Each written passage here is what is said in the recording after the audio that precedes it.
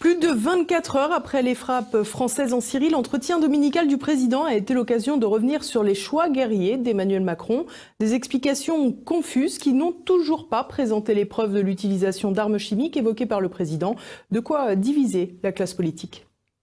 Une frappe indispensable, c'est ainsi qu'Emmanuel Macron a qualifié les bombardements français sur le sol syrien dans la nuit de vendredi à samedi. Lors de l'entretien de dimanche, le président est revenu sur le caractère des frappes qui ont été menées, précisant qu'elles avaient touché 3 sites de production d'armes chimiques, lesquels avaient officiellement été démantelés avec la confirmation d'experts américains il y a plusieurs années.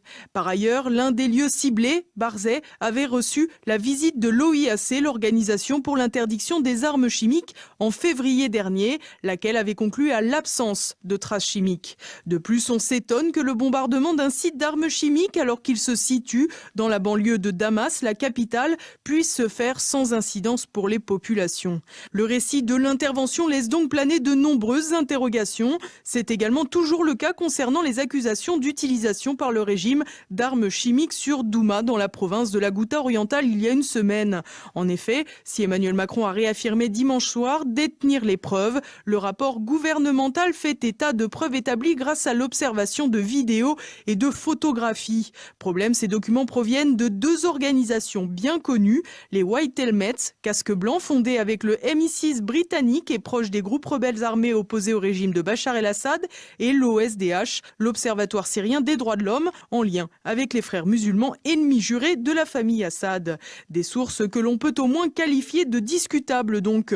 Pour autant, les autorités françaises ont décidé de s'en contenter, à l'instar des agences de presse AFP et Reuters qui se servent des informations fournies par l'OSDH pour leurs dépêches. L'objectif de l'action menée en coordination avec les États-Unis et la Grande-Bretagne était, selon le président français, de redonner de la crédibilité à la parole de la communauté internationale. Une vision étonnante puisque l'action conjointe a précisément été menée sans aucun mandat de l'ONU ni aval du Parlement français, lequel aura tout de même eu droit à un débat sans vote pour l'occasion ce lundi.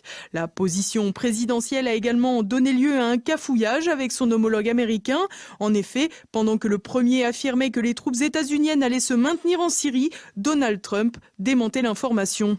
Une cacophonie à la mesure de la classe politique française. En effet, nombreuses sont les voix à s'élever contre l'intervention française. Le président de Debout la France, Nicolas Dupont-Aignan, n'a d'ailleurs pas hésité à le faire savoir. Personne ne connaît vraiment la traçabilité des gaz sarins. Et nous avons eu l'expérience en 2014 de gaz qui ont été utilisés par les islamistes pour déconsidérer le régime d'Assad. Voilà pourquoi il ne faut pas intervenir tant qu'il n'y a pas une enquête internationale équilibrée. Les Américains ont refusé l'enquête russe, les Russes ont refusé l'enquête américaine. Il est vital d'avoir une véritable enquête. Par ailleurs, je dis attention. Pourquoi s'attaquer à Assad alors qu'au même moment, le président de la République a reçu le prince d'Arabie Saoudite, pays qui est responsable aussi de massacres au Yémen. Attention aux 2 poids 2 mesures. Par qui allons-nous remplacer Assad?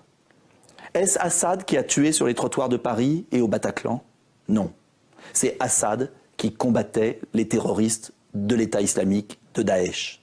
Voilà pourquoi je crois que la France ne doit pas s'engager dans une guerre sans issue. Une position hostile à l'intervention partagée par Jean-Luc Mélenchon, le leader de la France insoumise. Je juge que c'est une manière irresponsable de se comporter qui ne réglera aucun des problèmes auxquels on est confronté dans cette zone. Le président français s'est d'une manière tout à fait lamentable aligné sur les États-Unis d'Amérique en se disant certain d'avoir des preuves de la responsabilité du régime de Bachar el-Assad dans l'action, l'utilisation des armes chimiques, mais s'il a ces preuves alors qu'il les montre. Des preuves qui ne sont visiblement pas nécessaires pour l'ancien président François Hollande, qui approuve les frappes et les trouve même un peu légères. Les frappes qui ont été décidées étaient justifiées, parce que le régime de Bachar el-Assad avait manqué à toutes ses responsabilités, même à ses devoirs les plus humanitaires, puisqu'il a utilisé une nouvelle fois l'arme chimique. Donc il fallait qu'il y ait une réaction. Du côté du Front National, on condamne évidemment la décision unilatérale d'Emmanuel Macron. Monsieur le Président de la République, Si j'ai décidé de m'adresser directement à vous, c'est parce que prenant prétexte d'une utilisation nullement avérée par les forces gouvernementales syriennes d'armes chimiques, le président américain Donald Trump a décidé immédiatement d'attaquer la Syrie.